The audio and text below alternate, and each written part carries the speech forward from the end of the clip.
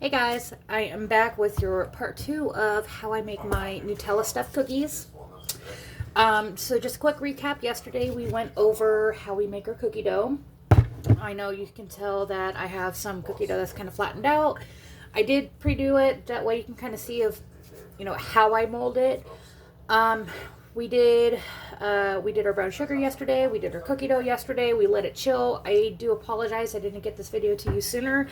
I do not film when my kids are home because, quite frankly, y'all have no right to my kids. And ain't to be mean, but that's my personal life, and I'm going to keep it personal. So right now, I'm going to show you what I do to do my Nutella stuffed cookies. So we have our Nutella prepared. As you can tell, because it melts so fast once it hits room temperature, we're going to have to do this quickly and efficiently. So I went ahead and prepared like a little cookie dough disc like so. We're going to put that in the middle like that. I got another one. Yes, these are going to probably be pretty giant, but it's okay. We'll work with that. I'm going to have to cook it a little bit longer than the original recipe recommends, only because, again, bigger cookie dough. You're going to have to adjust the cooking times. The temperature of the oven is going to have to be set at 375 degrees. I have my cookie sheet prepared with my silicone mat. You can use parchment paper. Do not use wax paper. That is for more like melting beads, or as some would call purling beads.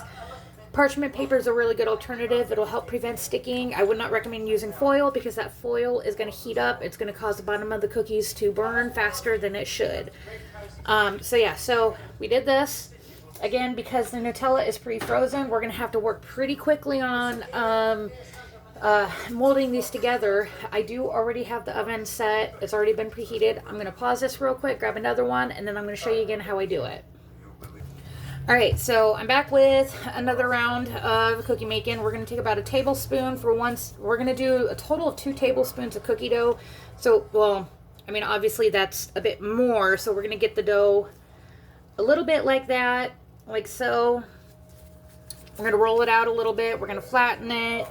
If your dough gets too warm, feel free to go ahead and stick it back in the fridge to chill a little bit more. What I will probably end up doing is sticking these cookie dough balls in the fridge for about, I would say 20, maybe 30 minutes. That way it can prevent it from going too flat, from spreading out. And then we just, as you can tell, we put the Nutella in there. We're going to mold that dough around it again. And we're going to keep going. And I think this is going to hold about 6 because of the size of these. I don't want them to cook and become attached to each other. But yeah, so we're going to do that. I'm going to pause this. I'm going to finish up. And then I'm going to show you guys on my tray what it's going to kind of, how I set it up. Again, it is important to keep your Nutella in the freezer while you're forming these stuffed cookies. You don't want it to melt faster than what you can make them. Otherwise, it's going to turn into a goopy mess, and it's going to make it very hard to work with. One thing I did forget to mention yesterday, and that I didn't do with this dough, is typically I will add espresso powder, about a teaspoon, to the dough. Espresso, or even coffee in general, is a little secret that us bakers like to use when we want our chocolate flavoring to really blossom. Again, for each, batch of cookies that you make, just add like a teaspoon of the espresso powder. It will help the flavors blossom, bloom, and it'll just be absolutely magical in your mouth, like orgasmically good. Alright, so we have our dough made up. Don't mind the mess. So that's what it's going to look like. Because of how big they are, we're just going to do about 5 per batch in the oven. I'm going to stick these in probably the freezer for about 10-15 minutes just to harden it up a little bit, get it a little bit more firmer. That way it will, again, prevent the spreading, and it'll look absolutely delicious. So here in about 10-15 minutes, I will hop back on. I will finish up this video. We'll bake them, and then we'll do the big cookie reveal. So if you're still here, stick around, and I'll be right back.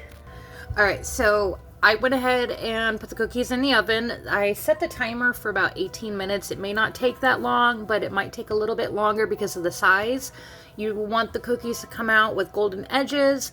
They should be a little risen a little bit, but again, as soon as the cookies are done, I will show you them and what they're supposed to look like, and then hopefully we'll get to do that yummy cookie reveal.